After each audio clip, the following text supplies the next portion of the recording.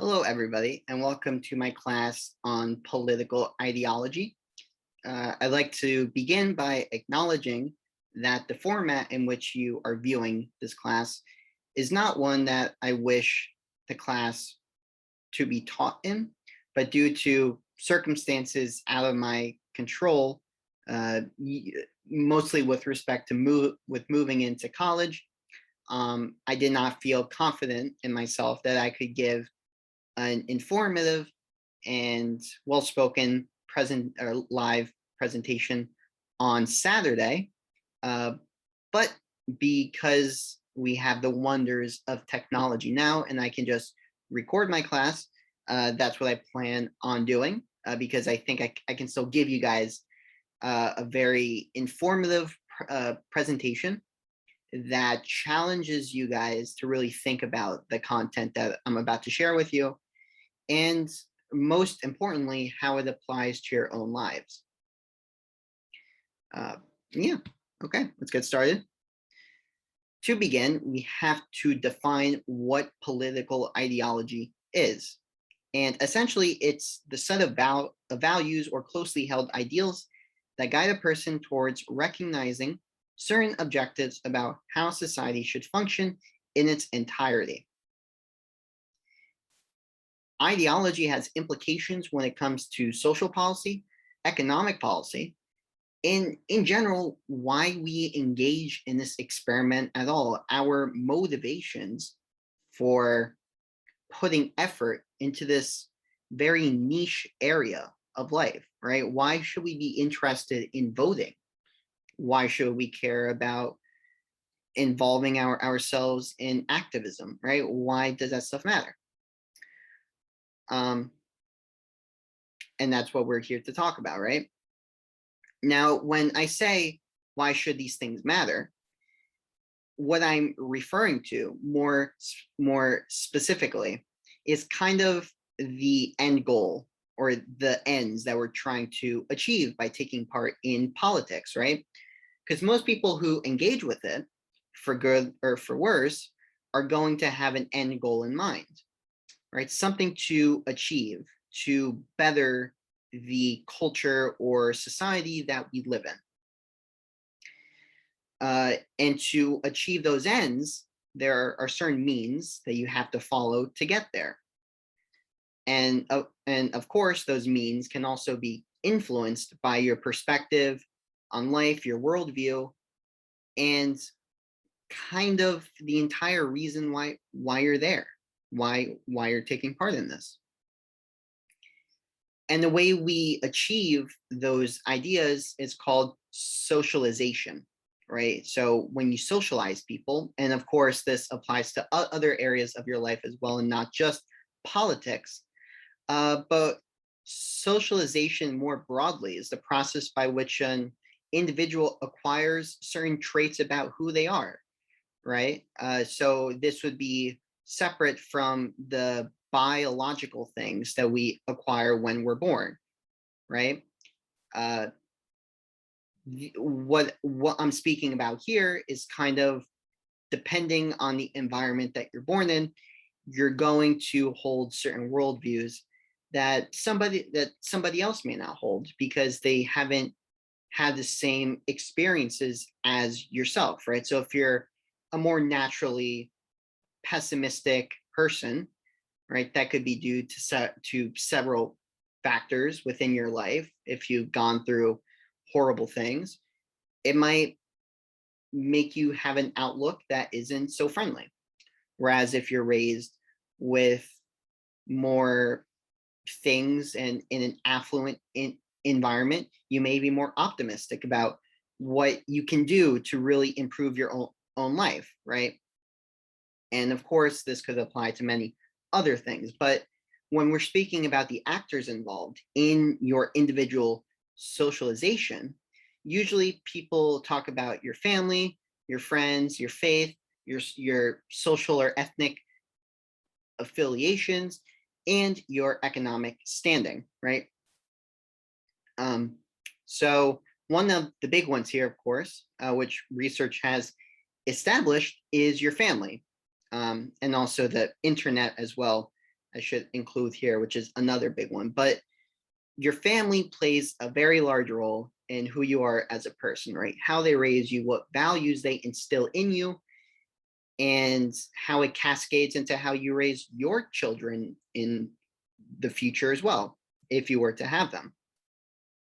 And also in general, just how you treat people, right? If you're a good person, right, you're going to treat people in a manner that's good, right? And you acquire those traits from your family, to the extent that you don't acquire them from a biological source, so that you're not born with a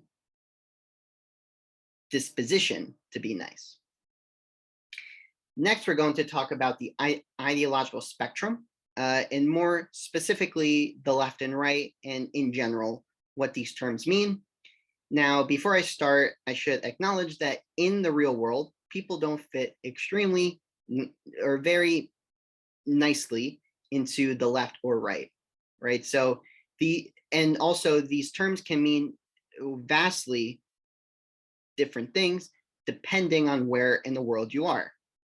But if we're speaking from the Western perspective here, which I will generally speak from here, then we can say that these terms have concrete meanings that have implications for what we classify ourselves as.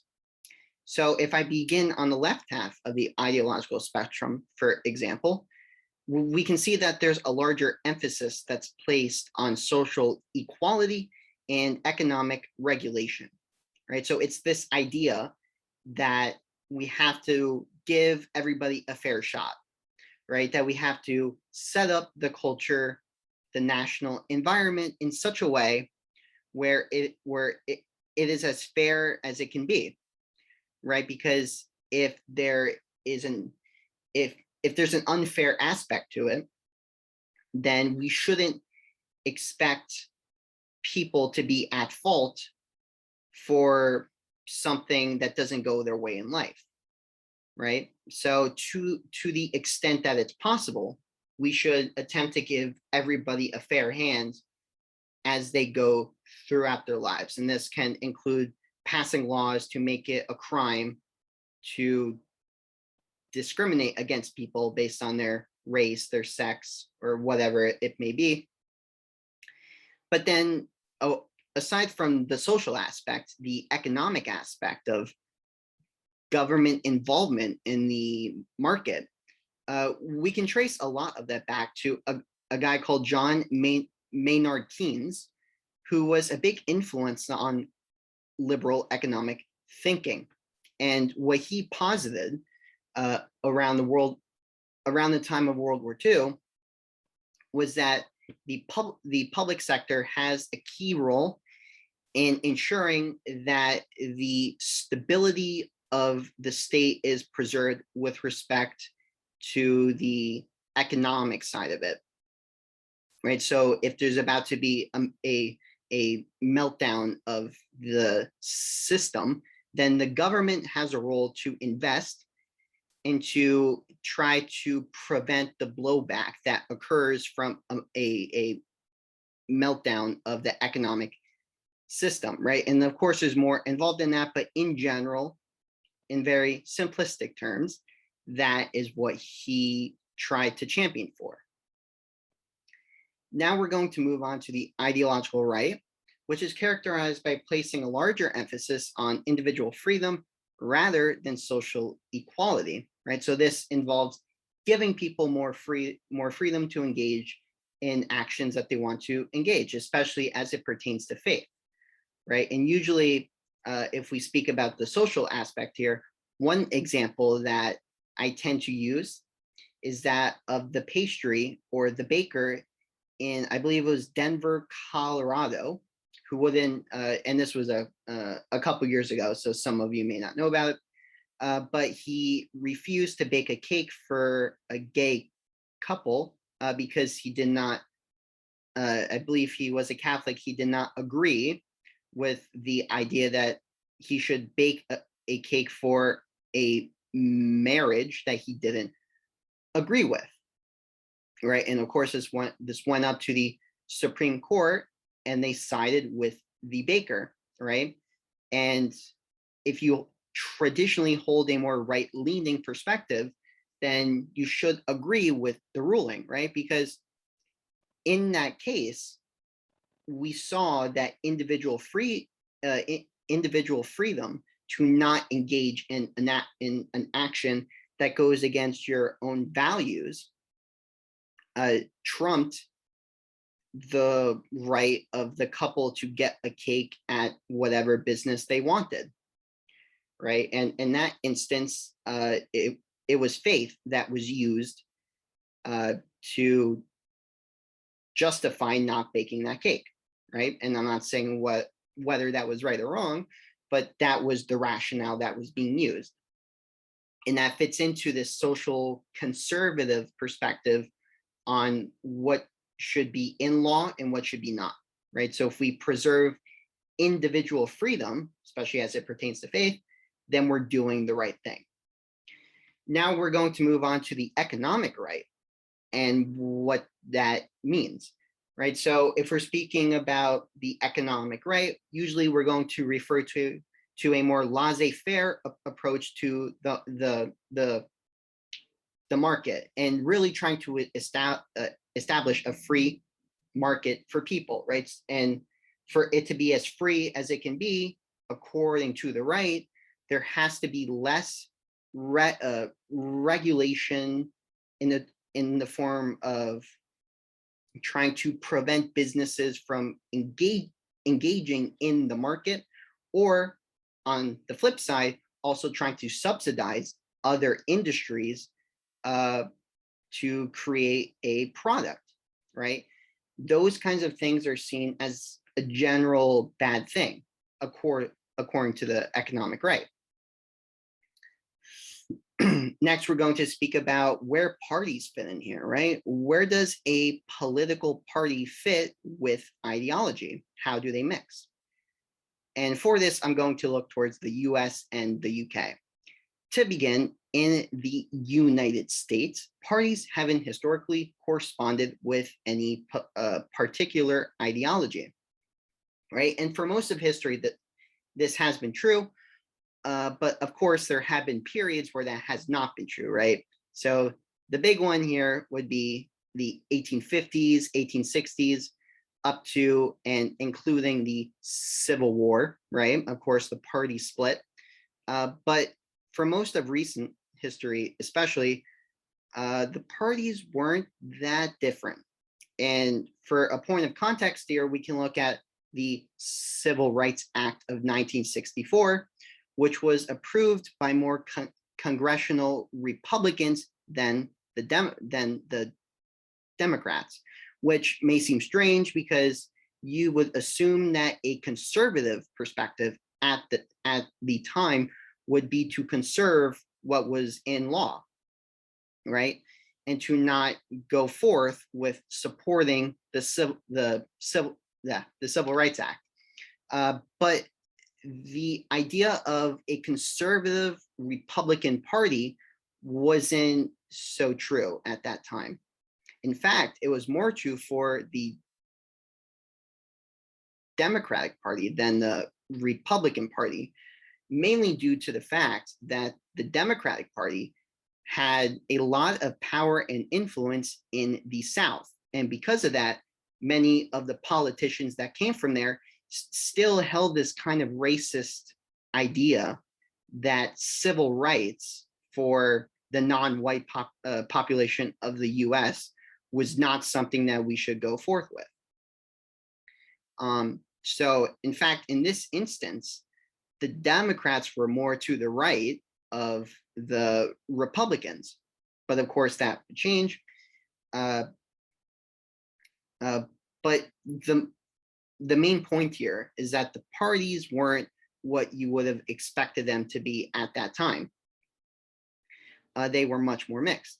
But then if we look towards the UK here, parties have not historically been more aligned with traditional ideological beliefs, or they have been historically aligned. So if we look at the Conservative Party, also known as the Tories, they've historically been aligned with landowners and the business class of England, right? And this hasn't really changed, right? This is still a generally true statement to make, that the Tories tend to appeal to the business class of England. However, especially within the last year, or within the last 2 years, I forget when the last election was, the Conservative Party actually made inroads with certain groups of people that the Labour Party historically has been more aligned with, which is very interesting, and something that maybe you guys can see and research, or look into the research as to why that is, because that's a very recent thing. But in general, the Labour Party here, which came from the remnants of the Whig Party, was much more supportive of the British working class and the middle class as well, right? So generally, people who didn't own that much land or own that much stuff in general try to champion or try to vote with the Labour Party. So yeah. Also right here, we have a graph which tries to show, as it pertains to the US here, how polarization has actually changed over the past about 150 years. So if we start back in the 1880s and use our historical context here, we can see that the parties were fairly polarized, right? About what they were in 1999, right? And yeah, about 1999. And then it begins to change as well, right? So if you look in the House, it becomes much more polarized than the Senate, up to about 1914 here, right? Where we see the outbreak of World War I, right? And then at that point, it starts to decrease. And much of that is due to the fact that when countries enter wars, or when something extremely bad happens, the parties tend to come together and support whichever leader is in power. And when the war ended in 1918, and the U.S. began a period of 10 years where there was a lot of prosperity, then it became much less polarized as well, right? Because the country is doing very well, so the parties can agree that, look, we should maintain what's working now, and that's that.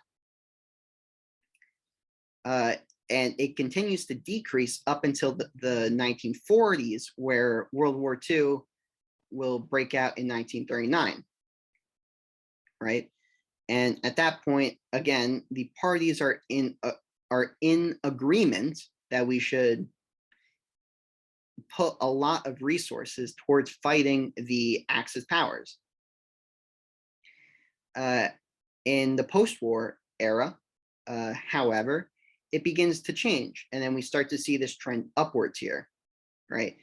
And then it gets to the point where, when this graph was made, I believe it just tracked it up to 2009, that the House of Reps is at its most polarized period in recent history, which is a very scary thing, and that the Senate is as polarized as it was in about the 1880s. And so very interesting, for sure. But as I referenced before, I believe, our ideologies are influenced to a great deal by what we think about what's right and wrong, right? The ethics of who we are going to influence what policies we support, right? What we think is right and good for people. And across across cultures, we can actually map out 5 main categories of behavior that allow us to determine where somebody would fit on the ideological spectrum, right? And those 5 are harm, fairness, in-group and out-group thinking, purity, and authority. And by knowing how much somebody values these factors, it becomes easier to determine an individual's leanings in politics, right? What they tend to support, right? So I have a quick clip here from a researcher, a social scientist named Jonathan Haidt, who is very well known in this field and has done a lot of research. I believe he's still at NYU, and he's done a lot of research into what factors go into the socialization that I talked about. So I'll play that right now and hope you guys enjoy what he says. Psychology, looking for matches. What are the sorts of things that people talk about across disciplines, that you find across cultures and even across species? We found five best matches, which we call the 5 foundations of morality. The first one is harm care. We're all mammals here. We all have a lot of neural and hormonal programming that makes us really bond with others, care for others, feel compassion for others, especially the weak and vulnerable, gives us very strong feelings about those who cause harm. This moral foundation underlies about 70% of the moral statements I've heard here at TED. The second foundation is fairness, reciprocity. There's actually ambiguous evidence as to whether you find reciprocity in other animals, but the evidence for people could not be clearer. This Norman Rockwell painting is called The Golden Rule, and we heard about this from Karen Armstrong, of course, is the foundation of so many religions. That second foundation underlies the other 30% of the moral statements I've heard here at TED. Third foundation is in-group loyalty. You do find groups in the animal kingdom, you do find cooperative groups, but these groups are always either very small or they're all siblings. It's only among humans that you find very large groups of people who are able to cooperate, join together into groups, but in this case, groups that are united to fight other groups. This probably comes from our long history of tribal living, of tribal psychology. And this tribal psychology is so deeply pleasurable that even when we don't have tribes, we go ahead and make them because it's fun. Sports is to war as pornography is to sex. We get to exercise some ancient tribes. The fourth foundation is authority respect. Here you see submissive gestures from 2 members of very closely related species. But authority in humans is not so closely based on power and brutality as it is in other primates. It's based on more voluntary deference and even elements of love at times. The fifth foundation is purity, sanctity. This painting is called The Allegory of Chastity. But purity is not just about suppressing female sexuality. It's about any kind of ideology, any kind of idea that tells you that you can attain virtue by controlling what you do with your body, by controlling what you put into your body. And while the political right may moralize sex much more, the political left is really doing a lot of it with food. Food is becoming extremely moralized nowadays. And a lot of it is ideas about purity, about what you're willing to touch or put into your body. I believe these are the 5 best candidates for what's written on the first draft of the moral mind. I think this is what we come with, at least a preparedness to learn all of these things. But as my son Max grows up in a liberal college town, how is this first draft going to get revised? And how will it end up being different from a kid born 60 miles south of us in Lynchburg, Virginia? To think about cultural variation, let's try a different metaphor. If there really are 5 systems at work in the mind, 5 sources of intuitions and emotions, then we can think of the moral mind as being like one of those audio equalizers that has 5 channels where you can set it to a different setting on every channel. And my colleagues Brian Nozick and Jesse Graham and I made a questionnaire, which we put up on the web at www.yourmorals.org. And so far, 30,000 people have taken this questionnaire, and you can too. Here are the results. Here are the results from about 23,000 American citizens. On the left, I've plotted the scores for liberals. On the right, those for conservatives. In the middle, the moderates. The blue line shows you people's responses on the average of all the harm questions. So as you see, people care about harm and care issues. They give high endorsement of these sorts of statements all across the board. But as you also see, liberals care about it a little more than conservatives. The line slopes down. Same story for fairness. But look at the other 3 lines. For liberals, the scores are very low. Liberals are basically saying, no, this is not morality. In-group authority, this stuff has nothing to do with morality, I reject it. But as people get more conservative, the values rise. We could say that liberals have a kind of a two-channel or two-foundation morality. Conservatives have more of a five-foundation or five-channel morality. We find this in every country we look at. Here's the data for 1,100 Canadians. I'll just flip through a few other slides. The UK, Australia, New Zealand, Western Europe, Eastern Europe, Latin America, the Middle East, the East Asia, and South Asia. Notice also that on all of these graphs, the slope is steeper on in-group authority purity, which shows that within any country, the disagreement isn't over harm and fairness. Everybody, I mean, we debate over what's fair, but everybody agrees that harm and fairness matter. Moral arguments within cultures are especially about issues of in-group authority. Yeah, and he basically spoke about those 5 categories that I wrote down here, and definitely more about how they track across different cultures in the world, and how it's fairly consistent that they're applied in such a way where, for example, harm and fairness will generally be agreed upon as things that matter across different parts of the world, but other things like sanctity won't matter as much to one side of the spectrum as it does to the other. It's very interesting indeed.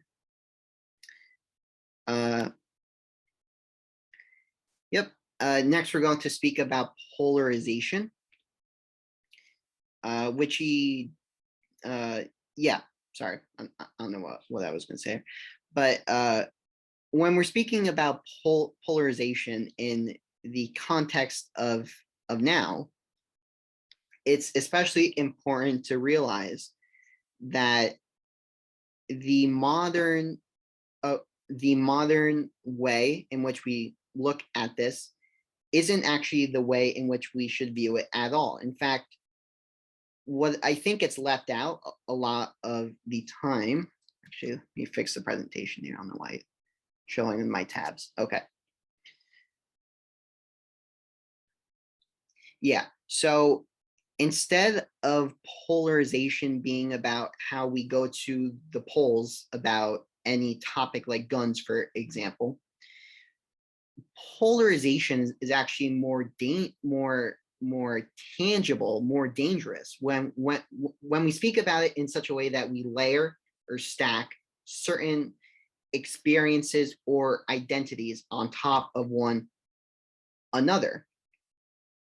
And when this occurs, it's actually much worse than if we just have people who are on the extreme left or the extreme right when it comes to guns or healthcare or whatever it may be. It becomes bad when you have 50% of a population against 50% of another where there is no cross-cutting, right? So if you just have 50% against 50% and they don't agree on anything, that's when conflict can start, right? Because the way that we deal with extremists in a society is that we have the general population cross-cut on many different topics, right? So somebody who is in support of a public option for healthcare in the past was more likely to support, maybe being much more open about letting people own as many guns as they want or something like that, right? So we have a very leftward perspective on healthcare, but a fairly conservative perspective on guns, right? And for most of history, most people were operating in that way. In fact, it's the same thing now, but despite most people still being like that, there's a growing percentage of people who are so ideological or polarized that they don't agree with any of the positions that are held on the side opposite of their worldview, which is bad, because if you don't have a point to agree with somebody, then you just argue, right? There's no manner in which you speaking with a person who you have no point of agreement with is a good thing, right? It just leads to issues. And a book that I read that I would implore you guys to read because of how it influenced my perspective on this issue of polarization is Why We're Polarized by Ezra Klein. And Ezra Klein tends to operate with a more left-leaning perspective on these topics, but I believe his book is a nice balanced approach to the research involved in this field and how it's actually more important to look at it through the lens of identities and experiences that stack upon each other and not so much how people go towards the poles and what they agree or don't agree with. Now, because this is a recorded class, we can't really have a discussion period, but I will leave this slide up and you guys can pause if you want and just think about what I've written here. And also just generally think about what I've said so far, what you agree with, don't agree with, and your perspectives and how they apply to what I wrote here. So yeah. So, and after you're done with that, I have a case study here that we can dive into. Now I'm going to go through this myself, but of course I will send you guys these links as well. So you can take part in it too.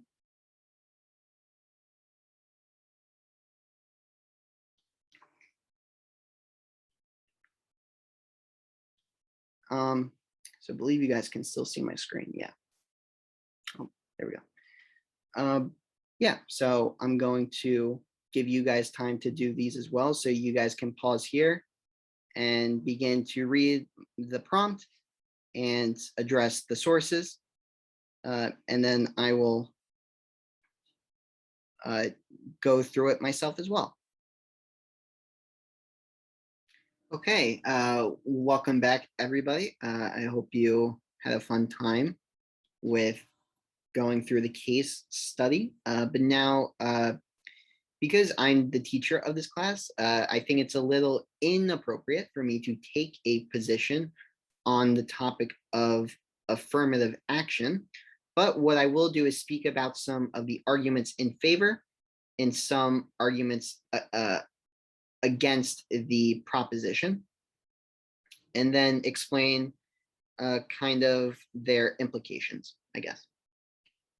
So the three main arguments in favor that I found most compelling for affirmative action is that using racial preference, especially as it pertains to college admission, allows for certain underrepresented groups to gain entrance to college and therefore gain the education that is required to earn capital and invest that in groups or from certain areas of the country which tend to be poor, which thereby improves the conditions in those areas as well.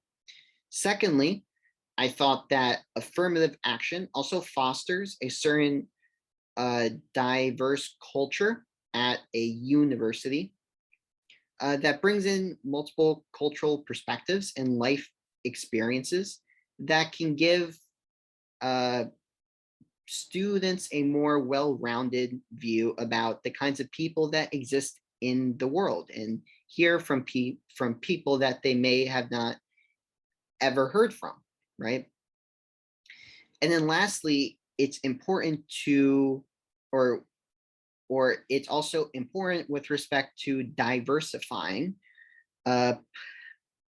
certain occupations that have largely been filled with specific ethnic/racial groups, right? So it's this idea that if we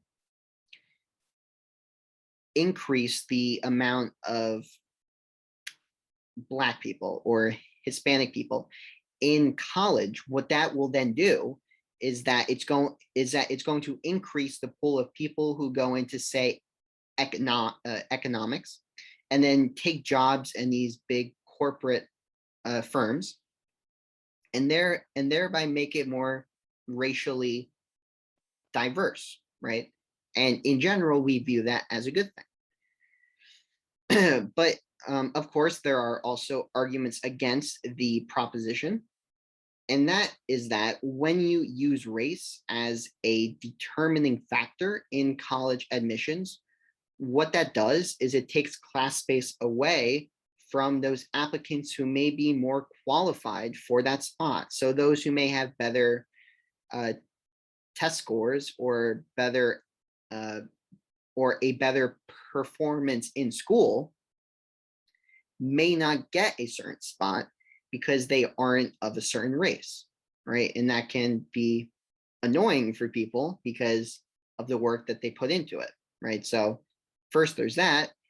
And then secondly, it reinforces a level of discrimination against applicants from a traditionally overrepresented ethnic or racial group in university, right? So if the goal here is to reduce the amount of racial disparity in society, what you end up doing here is that you encourage a new racism against the ethnic or racial group that has been largely in power, right? So in this case, it's the white population who undergoes a similar level of racism as a result of them being white, right?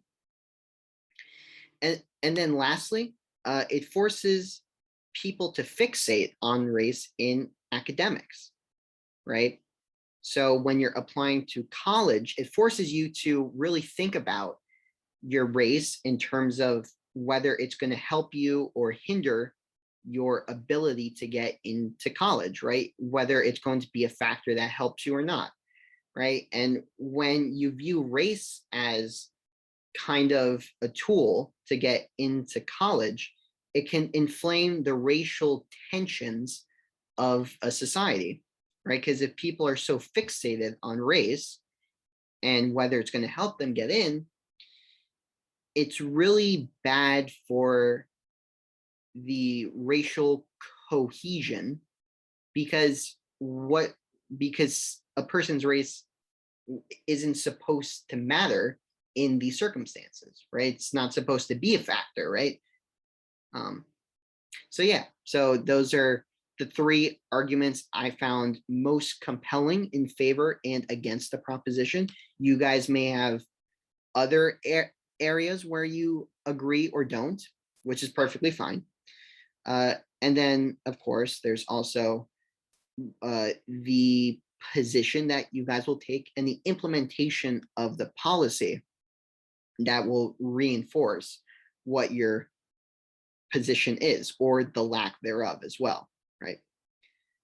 So with that being said, I want to thank you guys for joining my class. I hope you guys had fun answering the questions in the slideshow and answering the case study as well. So with that being said, thank you very much. And I hope you guys enjoy the rest of your day. Thank you.